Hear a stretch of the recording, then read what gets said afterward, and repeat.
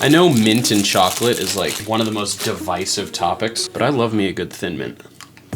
Especially frozen. I haven't bought Girl Scout cookies in years, but I bought it this year. And there's always just something that like, hold on, this light is like, come on, let's chill. I pulled this old toy out of storage. There's always something about Girl Scout cookies that sort of like gives me the heebie-jeebies. The fact that Girl Scout cookies is like renowned as such a cultural icon, and it's all made by the Little Brownie Bakers company.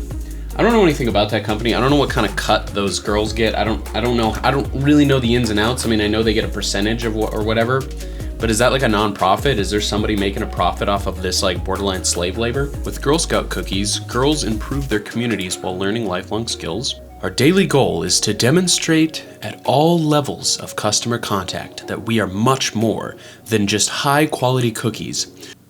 Why is that all capitalized? Highly valued Girl Scout Council customers, highly valued Girl Scout Council customers, highly valued Girl Scout Council customers, council customers, frequently asked questions. How can I know Girl Scout cookies aren't from last year's season? That's really your concern? I think I have boxes of these in a deep freeze from like 1996. Oh my God, half of this is just a long version of a nutrition facts. Do they contain trans fat? Are they kosher? Do they contain artificial flavors? Is this really a frequently asked questions? Maybe this is just common knowledge. Maybe this is so common knowledge. This is one of those things where, well, everyone knows they get 35% or whatever. I don't know. It always just makes me think, you probably remember those fundraisers back in school where that like slimy magazine company would come in and that guy would get you all hyped up about like, you know, a 30-cent package of crayons or like silly putty or something, and you'd have to sell like $65 worth of magazines to get it. And then meanwhile the school like gets, I'm sure, a measly cut. It's like, just ask everyone for money, just a check, you know? There's better ways to teach entrepreneurship to children than through a scam. And I feel like the Girl Scout cookies can't be, I feel like they gotta be in that same realm. Girl Scout. 76% of the money stays local. That's right, all the money that a council and its troops raise through the Girl Scout cookie program, every penny after paying the baker stays with the council and its troops. Okay, 76%. Let's see, they got a nice little chart for us here. So 22% goes towards troop proceeds and girl rewards. 24% goes toward the Girl Scout cookie program and baker costs. All right, okay. Well, I was wrong, thankfully, so I feel less guilty about eating those cookies. Let's do the calculations. So they're $5 a box, which I love that price, by the way. Nice even round number, four times 5. $20.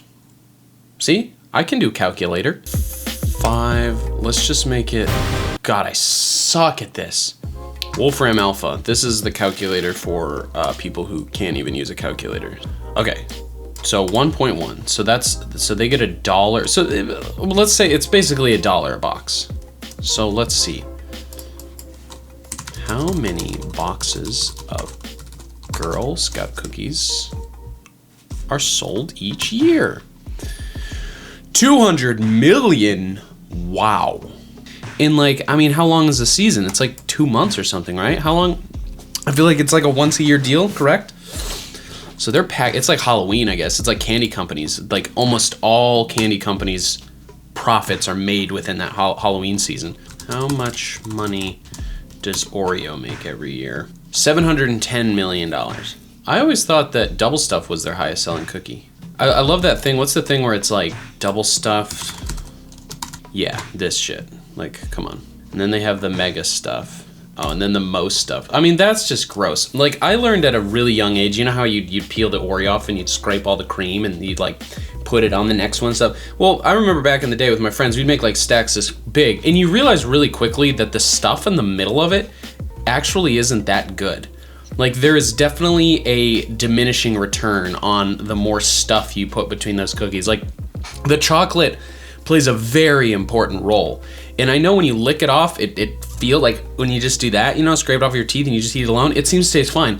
But if you were to take a bunch of that and you just take a bite into it, I don't know what's going on, some kind of weird chemistry or something, but it's not the same. It is just not the same. Think about this next time you're in the grocery store, or like just from now on, think about how diversified the brand Oreo is. Like, let's see if we can find a list of all, I want to go beyond the US. Cause I mean, look, yeah, these are insane. But even, I mean, every time I've ever traveled to another country, there was Oreo stuff there. It's just, they are so diversified in their products. And like, this doesn't even scratch the surface. I have one product in mind specifically that isn't even, I'm not even seeing here. Yeah, okay, so this is all, like they have, all right, well, when you put it in a list, it doesn't really feel that impressive. But I just feel like I've seen so many Oreo products, and I'm always like just absolutely floored with, like, they're always inventing new things. So I know I've been doing this format like a lot more recently, where I'm just talking into a camera, and that's mostly because I have just so many irons in the fire right now that I'm really on the verge of a burnout. And so I'm trying to do something easy, which is what this is, and just I want to edit something other than you know, me driving to music, because until the weather gets better and until my schedule frees up, I just simply don't have the drive to go search out content, not when I'm spending so much of my time filming and editing right now. So this is the best way to make it fun. Just keep in mind that the next year, I have a lot of stuff changing, and the next year is gonna be, without a doubt, the most difficult time to keep these videos going.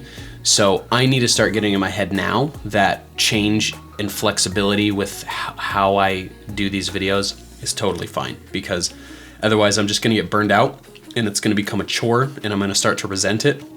And at that point, there's no point in continuing. So I have to be very careful with that. Let's turn this on.